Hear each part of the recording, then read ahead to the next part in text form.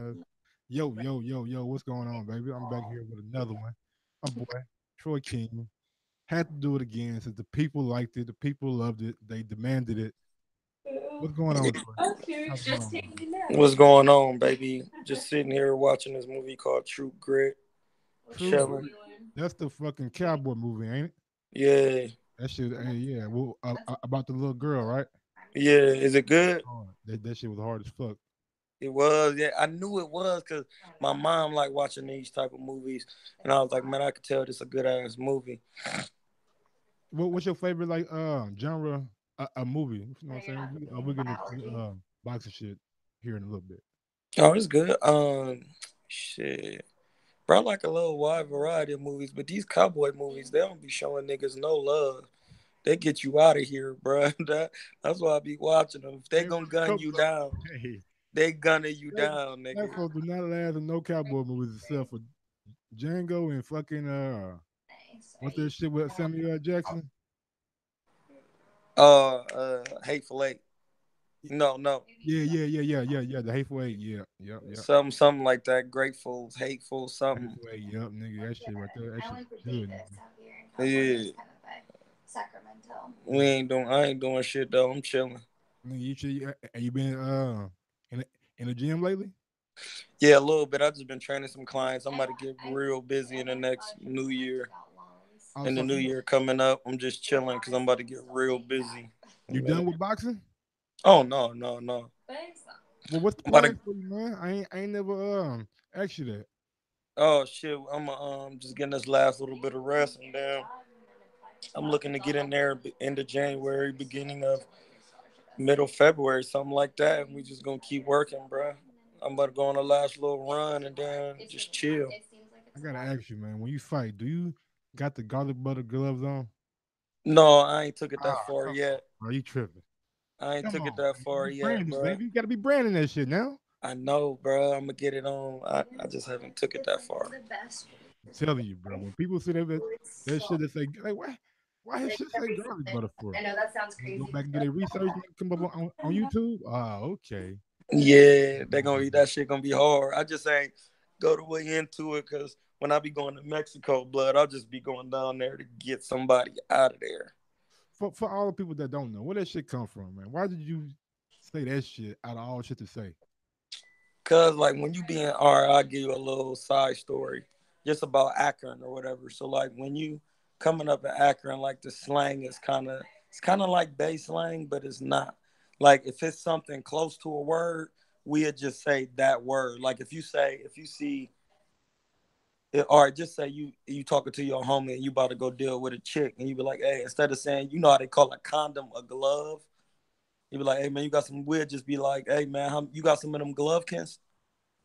And then since our box, you know what I'm saying? They'd be like, yeah, bro, I got some glovekins in there. How many you need? You know what I'm saying? So we just be going like that because sometimes people be around. You don't want them to hear your slang, so you don't even want them to know what you talking about. So you just be like, hey, bro, let me get some of them glovekins.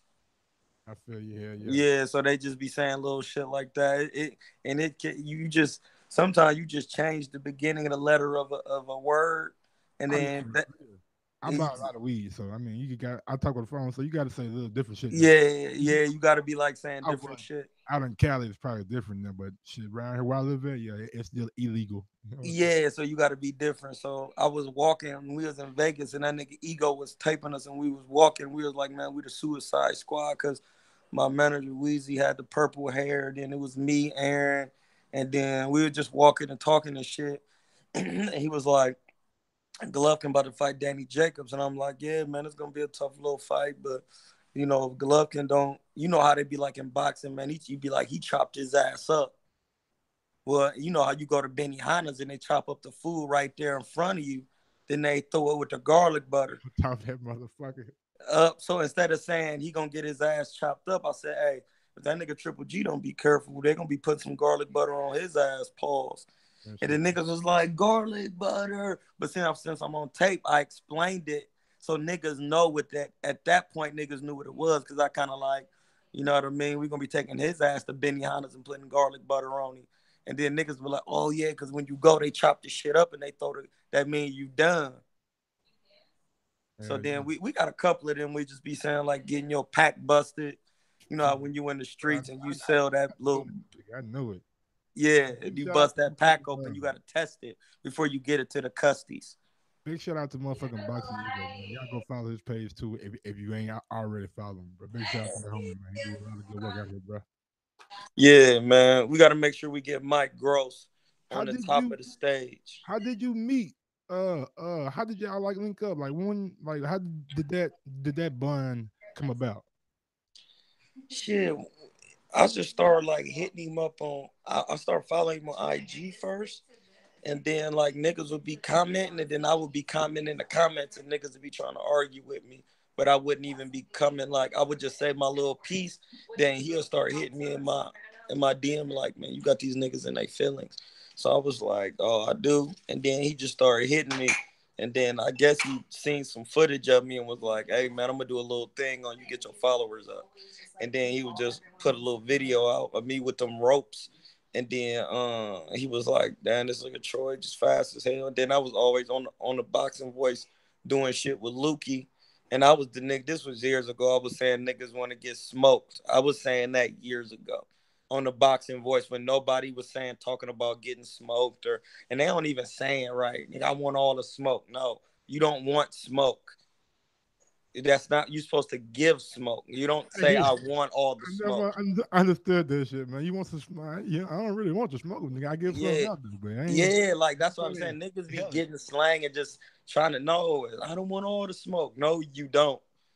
And that nigga Lukey was saying some shit like, so do you put up forest fires for Smokey the Bear? And I was like, what the fuck is you my nigga. talking about? I've seen niggas that want all the smoke and they get it all at once. They never And win. they don't want it. They never win. If you They want the smoke never all win at once good. from everybody, nah, you ain't gonna, bro. No, you don't want that. So I was like, nigga, and that's something we say in Akron, like, nigga, that nigga got his ass smoked out there. I smoked your ass, nigga.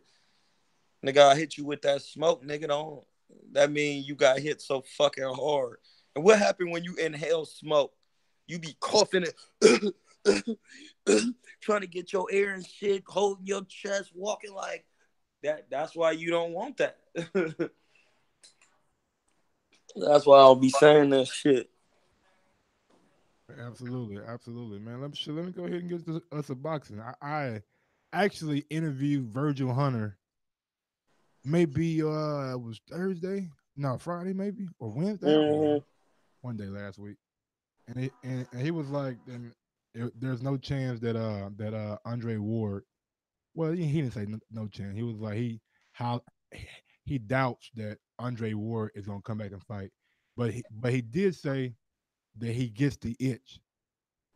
First, I want your like knowledge on like what that itch is. Like why do boxers like out of all other athletes seem to like get that itch more?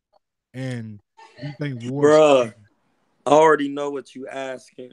And the crazy thing is, when you love whooping ass, it's just like you watch TV and you see niggas and you be like, why is he not doing this? And then you be like, man, I just need to get in there and scrap so I can show these niggas. And that's why I be saying that shit like, dog, if I could just, it's like, how can I explain? Coaching is different, but boxing, you actually want to like get in there. But coaching, you be want to jump in a man's body and control him like a fucking that Real Steel movie with Hugh Jackman. But it's just like, man, you just want the itch is the competitive nature. It's the nature to be competitive.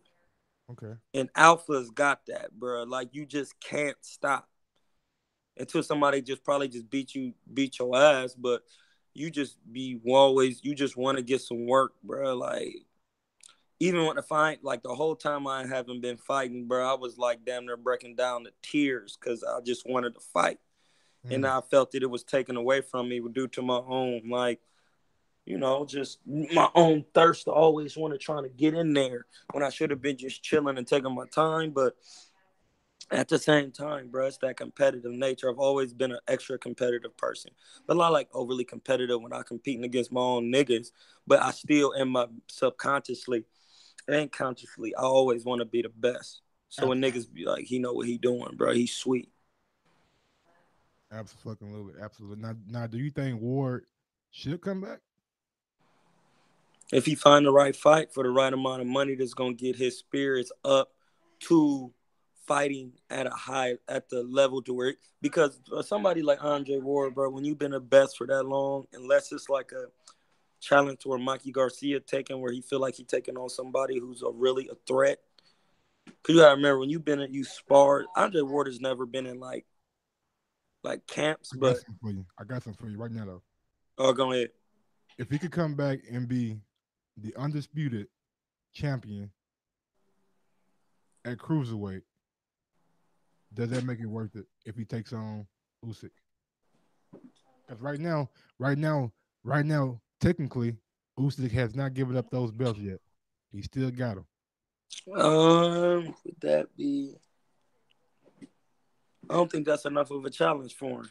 Whoa, whoa, I what? don't. Whoa, hold on, Troy King. What if it's got people out there? You know what I'm saying that's gonna be like, hey, it's not a challenge, undisputed champion Usyk that put on a boxing clinic in both of his last fights, knocked out Tony Bellew, won the fucking Muhammad Ali trophy, beat Michael Hunter, who just beat Usmanov and beat a guy named Bacoli that was highly touted out of the UK. So every time Michael Hunter wins, makes Usyk win looks that much greater. So how could you say that that War wouldn't be a challenge when he's a naturally smaller guy? Playing devil's advocate, of course. No, I know, and I like that because you really got the juice with these interviews, my nigga. Um, you know why I said that wouldn't be a challenge? Because he hasn't lost since he was like 12 or 14. You see what I'm saying? He won a gold medal in the Olympics. He went in the Super Six. He beat everybody, and he beat Kovalev. He's seen fighters like Usyk before. Now, Anthony Joshua would be a challenge for him. Oh, hold on. We can't just bypass Usyk like that, guy. He's gonna come in as the naturally smaller He guy, is, but and he Usyk can move though. Usyk's not gonna he be. can, he can. But he fought at 78 in the Olympics, so he fought bigger Russians and shit before. You know, Okay, okay. he went up to 75, and he was a naturally smaller guy with Kovalev. How tall is I'm he? just saying, I know Dre, How and tall is he he? needs. You know him like how tall is like Dre? He about 6'1", Six six one one. and a half. Okay, He ain't no small dude, bro. okay, okay. That nigga kind of big, like. And when I seen him, I always tell a joke like, "Man, you bigger." The first thing I said, I be like, "What's up with Dre, man? Hey, man, you bigger than you are. You bigger than you look on TV." And he was like, he smiled and be like, "Hey, they say that all the time." And he is big. Like I took one of my clients by the name of Jay Bevel, if I say his name right, Bayville or Bevel. I took him to like a media day thing. He was like, "Man, I thought Drake was like maybe like 5'10". I'm like, "No, bro. He fight at super light heavy, super middleweight. Like he a big dude." And Anthony Joshua will be like a challenge for him because he looked up to, Dre looked up to Roy Jones, and Roy Jones is one of the few fighters that started at 154 and came all the way up to heavyweight. You know what I'm saying? So Eddie Hearn was quoted by saying that there is a possible wild card that nobody sees coming. Now, could that Andre Ward fight? We seen the it creep. could be, bro. We It seen could be, or Ward it could be Ward with the Usyk competitor. We got and all this pub AJ. behind him right now. All this pub behind him right now. Is this the right fight for Ward at Wembley? Cause in the movie they shot that scene where Yeah, and at Wembley, Wembley Stadium. I'm the just pretty saying. boy Ricky joint, but And that right there, like that feeling by just shooting that scene and having all those fans around him, may may have made that itch a little bit more. a You little know, bit harder. well, you Yeah, can't reach it. You know what I'm saying? You I can't just, I really get to it. in my personal opinion, I just think AJ would be like more of like a thing, like. But you never know, bro. You could want to see Usyk, but Usyk It's a Nah, tougher fight than AJ. I'm on this AJ train right now because you got me hyped about this AJ shit because I'm putting all these variables together Because about remember, Virgil said he could about beat the new AJ. tree. He felt that he could beat AJ, and everybody thought Dre would have a hard time with AJ because at that point AJ was looking good because he was fighting crumb cakes. But then when he started fighting people with actual competition, see, Virgil probably seen that. Don't get me wrong, like Virgil could see shit because he been around boxing for a long time, but Andre Ward is the executioner, the new age executioner. Mm. He actually gets up there and puts on the show, you know what I'm saying, and do what he need to do to break a man down. So I was like, you got if Dre retire and come back and beat AJ, can he beat Deontay? No. You know what I'm saying? I don't think so. He's just too big. But AJ could be beat because he's just not that good. Could he have similar success that Povetkin had before Povetkin got tired? Yes, he could. Do you think he could sustain it because AJ is the bigger guy, and when you have a guy that's 240, 250 bearing down on you, I mean, at best Dre might come in 210, 215. 215. He walk around. He walk around probably like just at a good 200 because he don't be out there doing crazy shit to his body. So he probably be walking around that 200 for real. So he could put on 15 pounds of muscle and make it work. Does he have the power though to keep AJ off of him? See, at that level, it wouldn't be about power. It's about not getting hit with the bigger Mm. man's power, so you can outpoint the man. So that would be the thing, like making sure his defense is tight enough to where he can not get hit with the shots. See, at that fight, it's about just winning. You don't want to try to stop him or keep him off of you, or be throwing shit out of desperation. At that point, you would just want to keep. You just want to win on points, and that's what a lot of people get confused. Like, especially like, for example, not to segue into the Mikey Garcia Errol thing, but they thinking like, well, Mikey can't he's not thinking about knocking out Errol Spence. He's thinking about out techniquing him. And the smaller man is always thinking about not getting hit with the power punches and winning a 12-round fight. More to say than to stop. Floyd is not going in there to stop nobody. He didn't never think about stopping a younger Canelo. He's only thinking about winning the fight in the smartest fashion. And that's what them motherfuckers be thinking, bro. They be going in there, listen, we gonna box this motherfucker, stay away from this power, slip and slide, go to his body, make him tired, and then just beat him up. Not necessary, because it'd be kind of hard to stop somebody that big. You be trying to outthink a man, you know what I'm saying? Now, And win on points so your hand could be raised. 'Cause at the end of the day, whether you stop him or as long as you get your hand raised and take less punishment. Eddie Hearn has also came out and said that he would extend a rematch clause in the AJ versus Wilder fight for both sides, and also he wants to start negotiations on December 2nd. Is it time that like if like after Wilder wins, is it time that we get the fight that we all wanted on April 3rd, April 13th, 14th, even though it's a set location? Yeah, I think it's time because AJ is running out of room to wiggle. There are no more real heavyweights for him to fight. Like, who he gonna fight? And at that point, if you keep taking on these weak ass fights, you're gonna lose money in the long run. How you You gonna see what I'm saying? How it worked? Like, it was, at least in my opinion. I feel like he will lose money in the long run because he just keep taking weak ass fights, and then you gonna stay. This people gonna start saying, "Well, damn, why he's not trying to fight Deontay Wilder?" And then people ain't gonna be trying to see that shit. And then you're gonna be like, man, Deontay is steady going on fighting good competition, and once he blow out Tyson Fury, bro, who else left is there for Deontay Wilder to fight as the best? Really the best.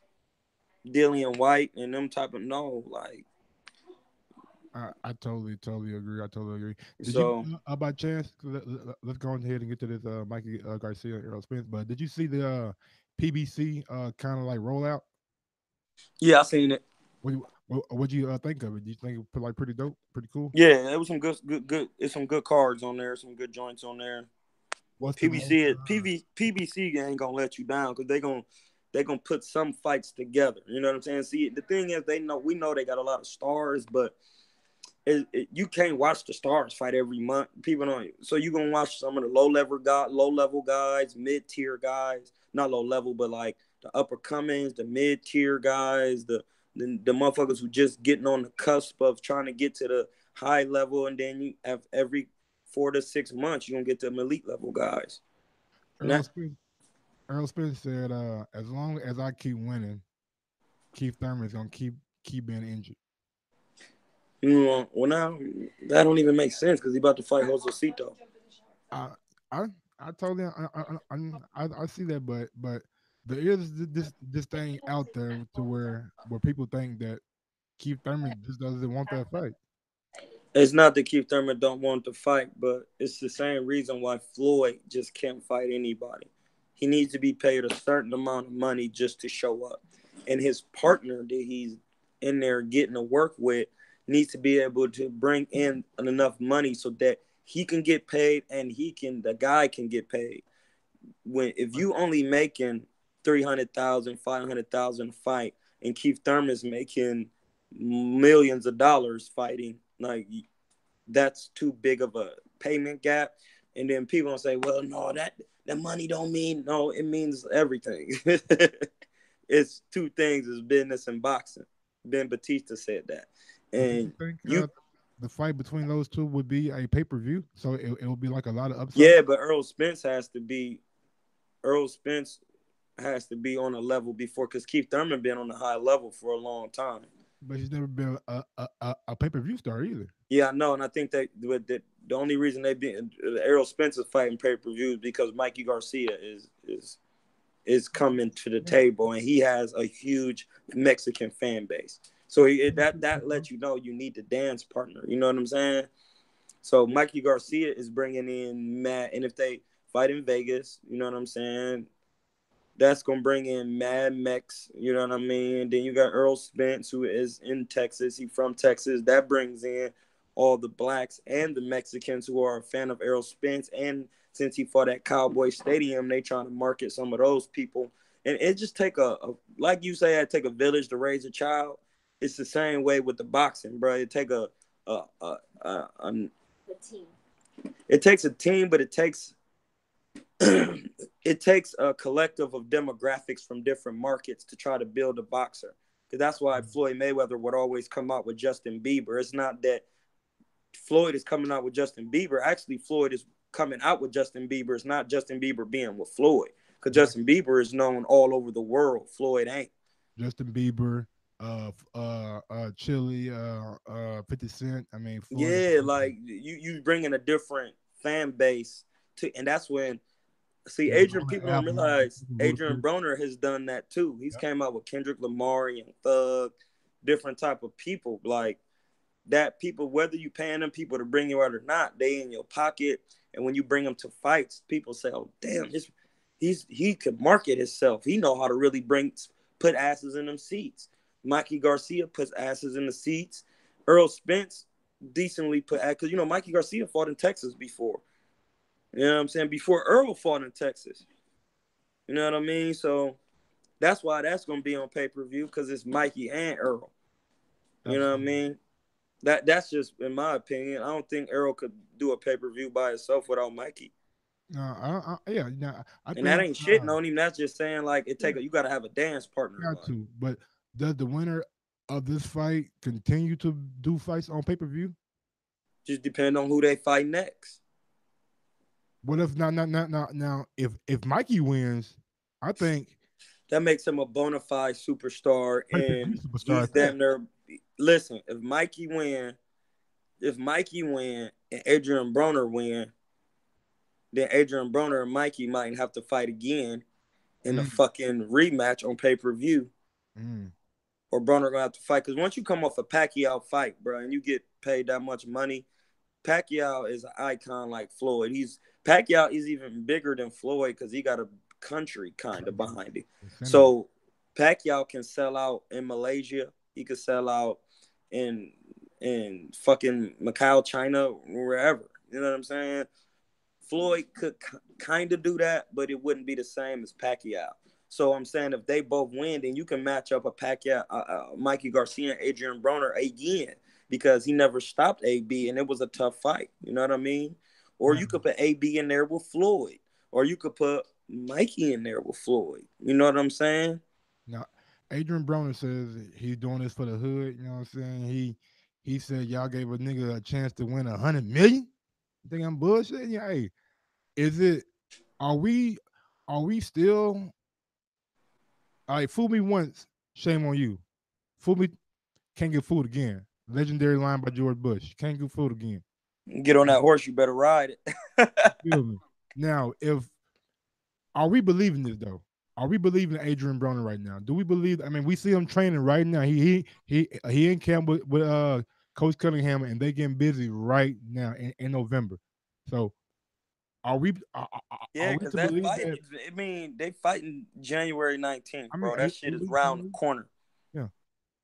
But are we to Um, believe that Adrian Broner is serious about what he's saying? One thing I will say about AB, bro, being from Ohio, the work ethic is there. He's never not trained for a fight. You know what I'm saying? He's always showed up and put on good performances, whether he's lost or not. But in my opinion, due to all the antics, bro, people like hold that shit against you. I Pacquiao feel called like him they fat. do that when you black. Pacquiao called him fat. He said he came to the press conference fat. That's cool. Pacquiao, you don't look as big as you did your last shit either. Before, you looked like you was 27 again, my nigga, and you was knocking out Matisse, barely punching him. So we could both say anything. Like, you barely punched Matisse, and he was down and out. I'm glad I'm not, bruh. I'll be honest. I'm like, bruh, I think Matisse nigga quit. I think he fucking quit. Matisse ain't no real quitter. Has he quit? I mean, Postal, I want to say he quit, but though, my nigga, bruh. The shit. Maybe the fucking temple and it was just a fucking hell of a 5 grades, but goddamn. no, bro, niggas. I know boxing, and niggas don't. You don't when it. I ain't gonna name no other names, but when you get hit with little bullshit shots like that, niggas just dropping you, and you like, man, that shit ain't real like that. I mean, his body just looked different to me. Okay. His body just looked different. You know what I mean? He looked more filled out after the weigh-in. I mean, he could have fought over here. He could have fought Matisse over here, but he fought him in Malaysia for a reason. You know what I mean? But over here, he gonna be held to a different testing standard. So I want to see, because he couldn't keep Jeff Horn off of his ass. Jeff Horn was on his ass, bro, roughing him the fuck up. Roughing him up. Jeff Horn came out with a picture of him breaking a heavy bag. I seen that. Jeff Horn be working, bro. He a big ass motherfucker. That's a big ass white boy, bro. They got him listed as 5'9". So I mean, he's probably a good 5'8.5". I mean, but he got size, like. So I mean, that was gonna be a hard fight for Pacquiao anyway. And I know people want to say Pacquiao won, but he didn't. I mean, Randall Bailey is one of the hardest welterweight punchers ever, bro. And he took a shot from Randall and felt Webb made Randall quit on the stool. So Pacquiao is not gonna be the same, bro. Pacquiao got punching power, but who do Pacquiao really be knocking out cold? Yeah. Like he just hit you and you get up, and then he just get you out of there with accumulation. He hit you, you go down. Like, he might hit Adrian Broner and that shit might shock him. He might drop him, but Adrian Broner is gonna get up and he's gonna work. We're gonna see. We're gonna see. I wanna touch on this Jerry Hurd comment that he made about Charlo, and Charlo came back out and was like, hey, keep that same energy when I see you in LA. Hurd was like, Charlo said something about him in the media, and Hurd said his mindset is shook. He's mentally. Oh, I seen that. What he said, he's mentally weak. Yeah, weak. Yeah. I mean, what did you make of that? And is it about damn time when we see them two guys in the ring? No, it's not. It's not ready yet? It's not ready yet. Because when I've been watching what PBC is doing closely, go ahead, man. I've been watching what PBC is doing closely. And PBC is, first of all, shout out to my man Mike Gross. You got to follow his channel. Good content. We need to follow more interviewers like Mike Gross. He got good questions, and he doesn't come from a biased standpoint, and he doesn't get overly outrageous. That's my job, to be screaming and shit. And once again, we got to shout out to Killer-Tainment, Troy Killer-Tainment King. Barbershop argument, but shit, I ain't really had no quarrels besides that Usyk shit. But you know what I'm saying, it is what it is. It is what it is. Lose to Sean Porter in the amateurs, by the way. Wait, who did? Usyk lost to Sean Porter in the Amis. Usyk did? Usyk lost to Sean Porter in the Amis. I'm not. It's not that I didn't even know he fought that light. No. Sean Porter was I think it was light heavyweight or some shit. Oh, they fought at 78 or 65. I think it was 78. But Sean Porter fought at a heavyweight, bro, and he had 300 Emmys. He was actually tough fighter, bro. Yeah, that Cam Porter told us that shit. I was like, nigga, he beat Usyk. Bro, people don't like Sean Porter, bro, but he fought a lot of people in the Emmys, bro. When you on that high level in the amateurs, you have you be on the national team, you be traveling, fighting motherfuckers from everywhere. They say beat Jacobs too. He did, bro. I mean, a lot of these motherfuckers will lose, and they're like Terrell Goucher, if that's how you said his last name. He from Cleveland. My man Prentice Brewer, Yandel Evans, who lost against Machado. Like, a lot of these amateurs, bro, from Cleveland used to travel the world and whoop people. Prentice said Amir Khan was just stopping people in the Emmys because it was points. He was so fast, he'd just get out there and just non-stop throwing fast punches. 21-0, you done. They got to stop the fight. Damn. Not necessarily hurting them, but just hitting them so much that they clicking a pointer, and then once you get 21, another person hasn't scored, the fight over with. But to go back and talk what you were talking about before the Usyk. Be careful. You said Charlo and Hurd wasn't ready yet. Charlo and Hurd wasn't ready yet. I don't think, because what the PBC be doing is, like I said before, they say styles make fights, but in a certain aspect that do when you're on a mid-tier level, because a certain style can offset your style. And what PBC doing, they put Jarrett Hurd in there first with all the people that the Charlos is fighting later. And Jarrett Hurd is beating them. So they saying, okay, we're going to see how Charlo do against the same people Hurd fought with his style. And if he can't beat him, then he not ready for Hurd, because Hurd beat him with his style. He beat a boxer. He beat this guy. Hey, you got to beat him. Whether styles make fights or not, you got to get in there and fight. And Floyd style, and Andre Ward style, and Terrence Crawford style, and Lomachenko already got a loss. So his Mexican, he is not good against the Mexican style. I'm just giving an example. So it goes to show you how promoters keep fighters away from certain shit, because the Mexican style is not conducive to Lomachenko style. But you could put Dre and Floyd in there, and Terrence with any type of style. He beat the Ray Beltrans. He beat the Felix Diaz's. He beat the Victor Postals. He's beat the Jose Benavidez's. So when you get going like that, then they're going to say, okay, Hurd beat this motherfucker. Let's see if he beat this motherfucker. If he be looking shaky, they're going to say, it don't matter if styles make fights. He's not ready for Hurd's style. Because Hurd, it was hard, but Hurd made him quit. Hurd stopped him. He did this to him. After a while, they just going to be like, he not ready. And then pretty soon, when he get a good little win, they just going to say, fuck it. We got to put him in there, and whatever happened, going to happen. You know what I'm saying? It's been rumored that Terrence Crawford is supposed to be fighting Luis Cazazzo. What do you think about that fight? Then I can't tell that nigga business, but I don't know. Because as soon as I found out he was doing that, I hit him immediately. Hey, I need that work with you if you fighting cuz, bro. And he's like, I don't know why motherfuckers keep saying that. You know what I'm saying? But that's what he said. He was like, I don't know why people keep saying that, but I was like, me and my nigga be out to Omaha or Colorado immediately because we need that. Okay. Yeah, I mean, I seen him on the IG. He was up there with Jamel Herring, and they was getting some work in and up there. It could be true. He probably just don't want to let the business out. Okay, I mean, hey, fair enough. Fair enough. He told me the shit wasn't true. So, but then again, you know, I'm still an outsider. You know what I mean? Yeah. If I say he about to fight him, then, you know, he might thinking I might get on IG or some shit. But you never know with the business. He might be about to, but just they be having them non-disclosure agreements and shit where they can't let this shit out. You know what I mean? Because remember, Earl was doing an interview and he was just like, "Man, I'm about to fight somebody, but I can't talk about it." Absolutely. You know what I'm saying? So it could be that. All right, yeah. We got Dimitri Bivol fighting John Pascal tonight. He gonna stop him. So. So. Yeah, I think so too. But unless John Pascal got any sense of fucking defense, he gonna stop him. Supposed to retire his last fight, but he said, "Fuck him, come back and get some more money." But do you think Bivol is the best light heavyweight right now?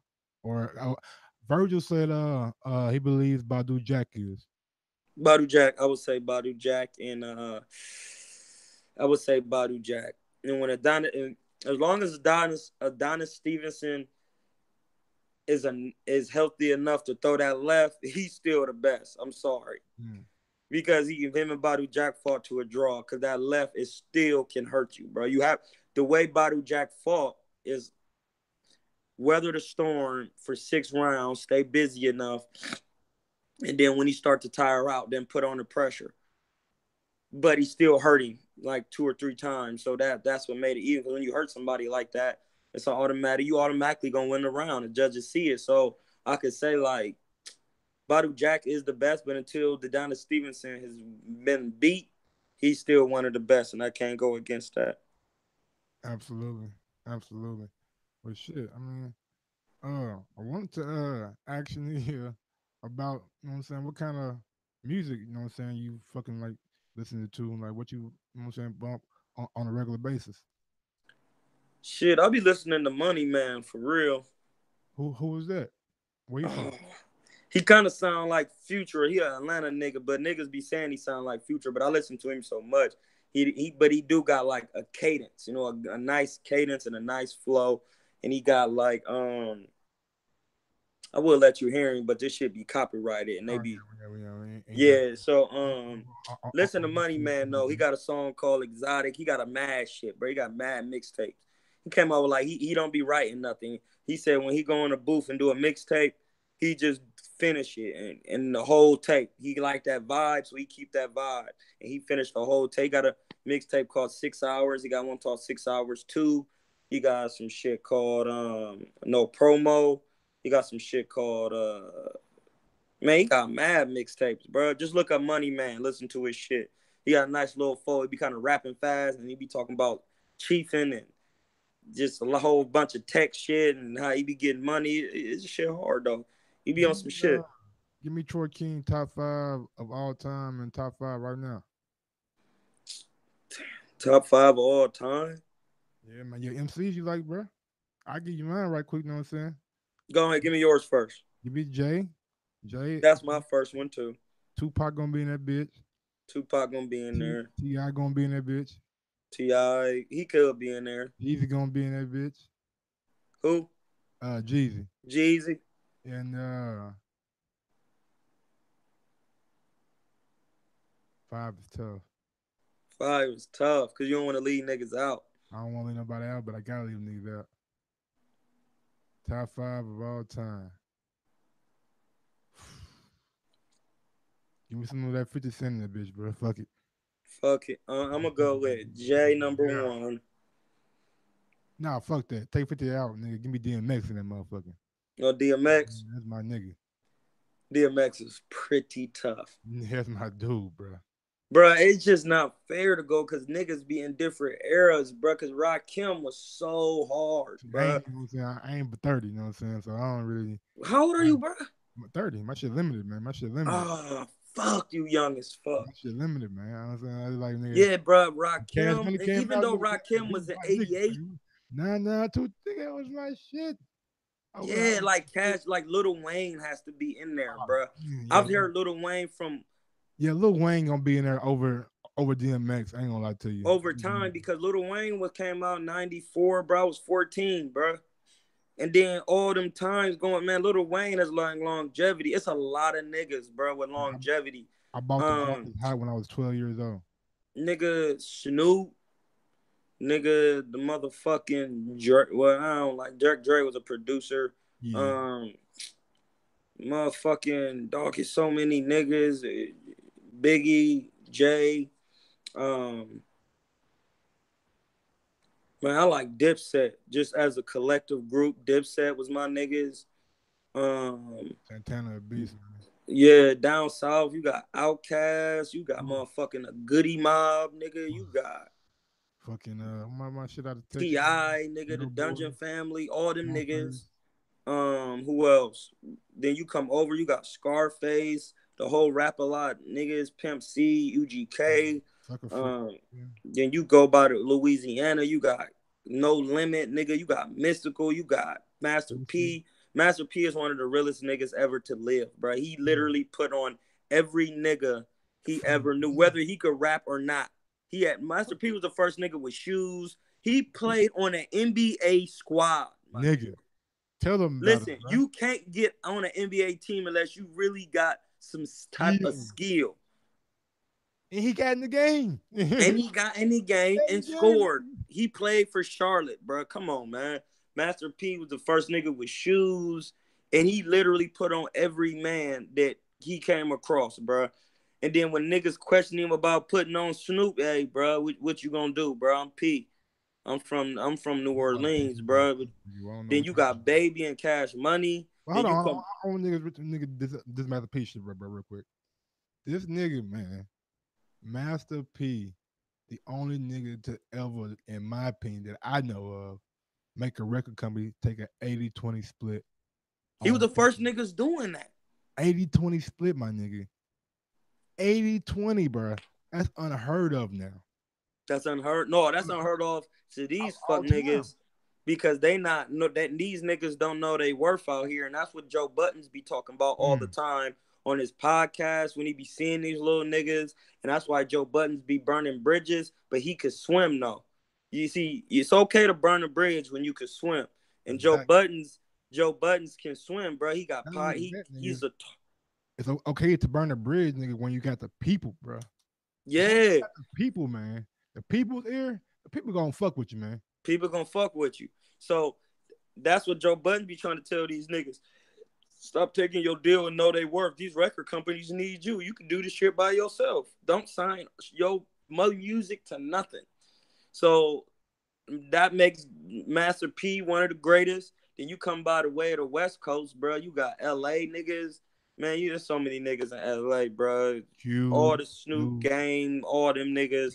Then you come up to Oakland, you got E40 and all them niggas, Spice One back in the day, all them niggas. Then you go up to Sacramento, you got Sibo and all them niggas. Like, bro, I listen to so much rap music, bro. It's ridiculous. One of my favorite niggas are from the Bay, and I don't really necessarily listen to his music a lot. I just like nigga his motherfucking persona, and I just nigga fucking forgot his fucking name. I had his name, never forgot his name. Filthy Rich. Oh yeah, niggas love Filthy. Rich, man. That's my nigga right there. Niggas love. I see how you just turned your face up, nigga. Niggas love that nigga. Right. Niggas love. I like Filth. Filthy cool. I like Joe Blow. I fuck with Joe Blow. I fuck with Al Pacino. He ain't from the Bay, but he made music with the Jacka. And the Jacka cool. Al Pacino, man. Shit, bro. Then I got some niggas that rap. My nigga, his name, they call him My Dig. He from Akron, bro. He could rap. I got some niggas who really could rap, like, and they sound like industry artists, but they just stuck in a small market. They need to get out of there. But, bro, I listen to a lot of different rap. If you good at making music, I'll listen to you. Hey man, what you think about let's go and get into some fucking Bay Area shit right quick. What you think about goddamn me Draymond Green calling KD a bitch? Nigga really testing, you know what I'm saying, his nuts in front of everybody. Man, bro, that shit weak, bro, because you don't get paid to do all that, my nigga. Well, I mean, are you sure? Yeah, bro. We all know Draymond's role on the team. He is the emotional leader.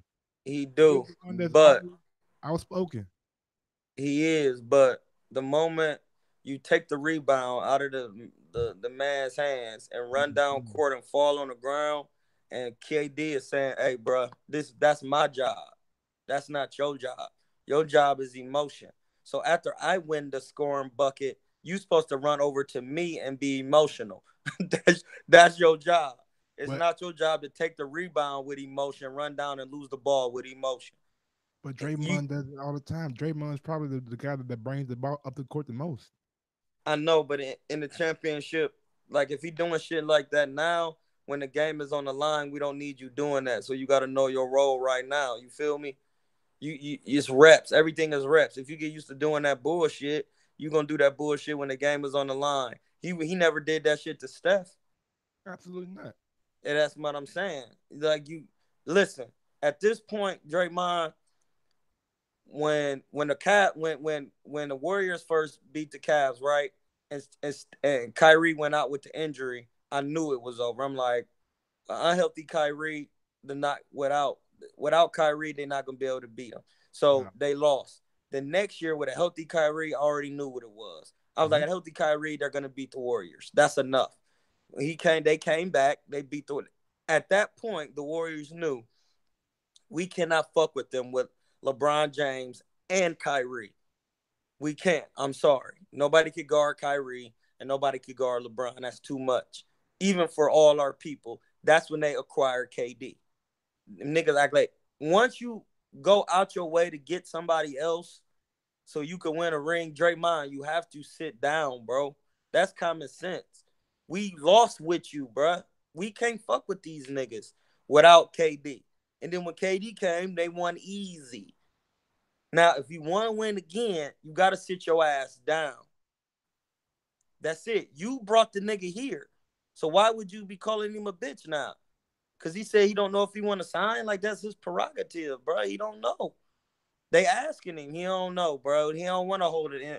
He don't want to keep it indoors and do it. Hey, bro, I don't know about that right now. I'm focused on what's going on right now with the Warriors. That's it. Like, Draymond, chill. Have a seat, my nigga. Have a seat.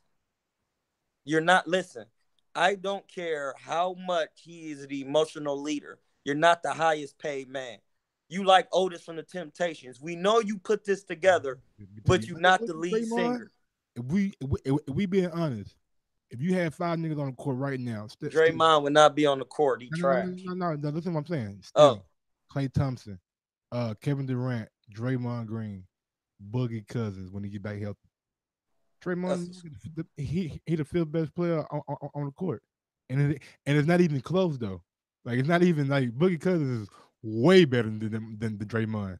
Yes, Durant way better than every player you just named is way better than Draymond. That's what I'm saying. And you could bring somebody off the bench. Who they coming off the bench? Nah, you can't say that now. Off the bench, ain't nobody coming off the bench. Listen, you could put Sean Livingston in the place of Draymond, and they would still play well.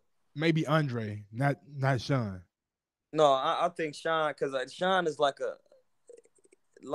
I hate when he in the game because he give niggas so many problems. Him or Andre Iguodala can come off the bench and the Warriors still be good. Like Draymond, listen, you would know if Draymond was good. If he get traded to another team, he not gonna be shit. Oh no, he's not. He not. So you don't need him out. Sean Livingston has played for other teams before. He's actually a decent player, bro.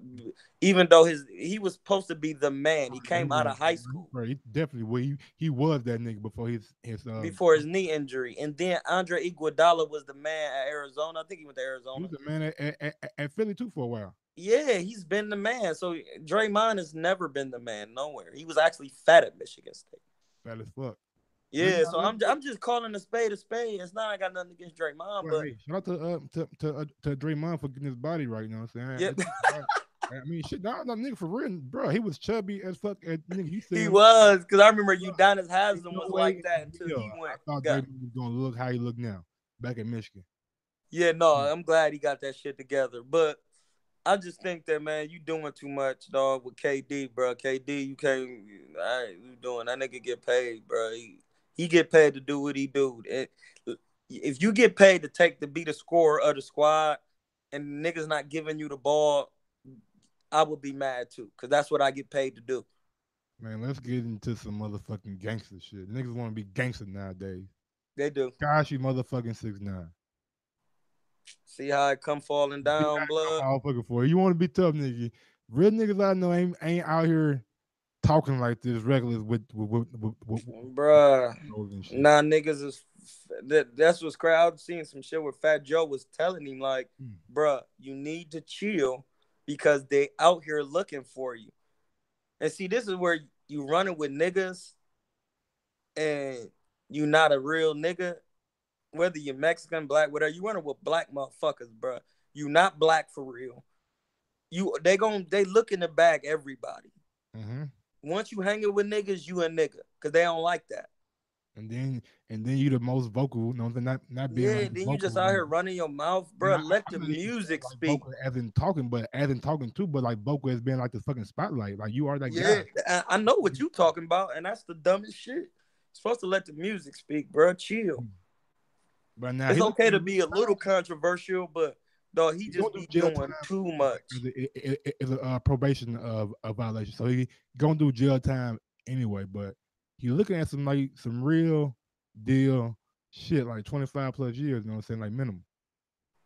Damn, what did he do?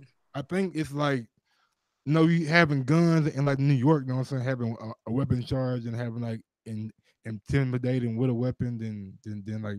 I guess yeah, they're gonna try to get him like for 10. They've been looking to listen. If you young and you getting money, let me sit up for this. Nah, nigga, I'm about to pull this nigga. I'm gonna go ahead and talk, bro. I'm about to pull this nigga what he got charged with right now.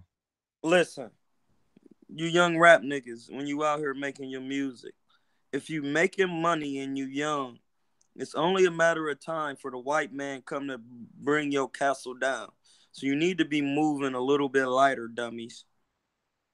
Don't be out here doing the dumb shit, bro. They coming to get you.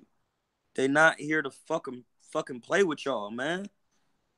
They don't want motherfuckers. I don't care what demographic you is. If you running with black men, they want to bring the whole organization down because they don't want black men and other demographics hanging together making money, bro. That's it. And Tekashi brought it on himself by being a fuck nigga. Once you start making the money that you making, bruh, you gotta just chill. Just chill. You bringing too much attention to yourself. For no reason at that. For no reason. If you really good, see, this is why I respect Nas, Jay-Z, them type of niggas, because the music spoke for itself. That's it. You don't have to be out here. See, these young niggas, they don't have real talent. They're going to get good producers making beats, and they finding a one-trick pony way to make the music to catch you. Them niggas back then was making all different types of music, getting on tracks with all different types of niggas, all different types of beats, and they made you like the music. They let the music speak. These niggas got too many gimmicks. And you doing all that shit, bro. Them niggas is on your ass, boy. Racketeering, fucking firearm charges, nigga, some T.I. shit. Nigga, he got some, and he in fucking New York with the shit though. So.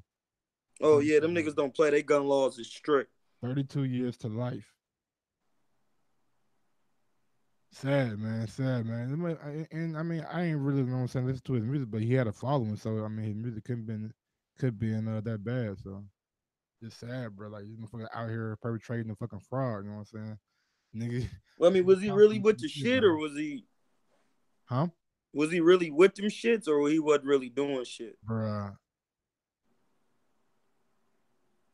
You know, I mean, I'm just as lost as everybody else. Bro. Was he on this Bobby Shmurda? Bobby Shmurda was doggy in these streets. TMZ like just released a thing where he was talking to like somebody that was fucking with like Chief Keef, and then he told somebody, like, what so and so is? I got 30 racks for this nigga. Said it out loud on camera and everything. I'm just like, whoa. We got 30 racks for who? For somebody to catch a body? I got 30 racks for this nigga. That's all he said. Hey, man, I don't know, bro. Cause them niggas in that 300 clique, bro, they was real. They was out here doing what they do. You know what I'm saying? Them niggas was real. Them niggas really put in work out here in the world. Like, and Bobby Shmurda and them niggas really put out work. Tekashi didn't put no work in, bro. Anytime you walking around with your face tatted like that, look at Lil Durk, look at Chief Keef, look at Lil Reese. Them niggas ain't looking crazy like that. Them niggas is not trying to bring no attention to themselves because they really doing if they doing partially what they said they was doing. Whatever the case is, they getting in work, bruh. They done with the shit now. They just happy to live their life. They not them niggas is not out here doing silly shit because they really put in work, bruh. They don't want to bring attention to themselves. These niggas, Bobby, you see how they got them niggas, bruh. Them niggas is really they done. Like Tekashi wasn't doing shit, bruh. He wasn't doing shit. Move your finger, homie. Oh, my bad. Good.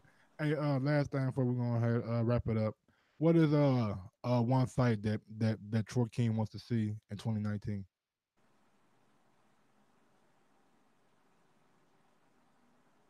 I want to see Earl and Terrence. Mm-hmm. I want to see Broner and Floyd. You think Floyd come back for a Broner fight? Think that's big enough for Floyd? Yeah, if he beat Pacquiao, yeah. Because ain't nobody gonna think he gonna beat him. You think he okay? So that makes him the Cinderella man. Does Floyd have to come back and avenge the little brother's loss? No, because I mean it's just not gonna be a good fight. Pacquiao just doesn't possess enough skill to beat Floyd, bro. It's just Floyd, I mean, Pacquiao's been active, man, these last 2 years, and Floyd's been fighting Tenshin, Kazumawa, and Conor McGregor, and he hasn't really faced real competition. That don't matter. That don't matter to Floyd. He been fighting since he was a baby. It don't matter to him, but he been getting work since he was a baby. A fight with Tenshin guy, however he fight, will be enough to keep Floyd sharp for another fight. Because they don't give a fuck if it's an exhibition. Floyd ain't trying to fucking lose. An exhibition. He trying to win in motherfucking craps, dice, betting, motherfucking a race, running. You're not, if you go running with Floyd, if you say you running 8, he gonna run 12. He not trying to let no man on this earth do better than what he doing. Period. That's it. So I don't think he could fuck with him. Them the fights I want to see. I want to see Keith Thurman and Errol. I want to see Keith Thurman and Terrence. I want to see Wilder Joshua, of course. I want to see Jarrett Hurd and Canelo. That's an interesting fight. I want to see Canelo and Danny Jacobs. I want to see Dillian White and Big Baby. That's a good fight. That's a good fight. That's the most. And I want to see Deontay Wilder and Anthony Joshua, so he can get this stoppage. And I can put the money on the round. He gonna get him out of there. Absolutely. Well, man, go ahead and let the folks know where to follow you at, man. And shit, we keep this shit popping. If they like this one, I like the last one. Listen, little niggas, if y'all want this work, nigga, you go to Mike Gross's page on YouTube, nigga, and you go to Troy Killertainment King. Next year is gonna be bad for niggas who thought I was fucking playing. It's gonna be really bad. So you niggas is talking all that shit and you won't work. Show up to the gym and get your fucking pack busted. That's it. The Pac Man back. That's Manny. Pack roids.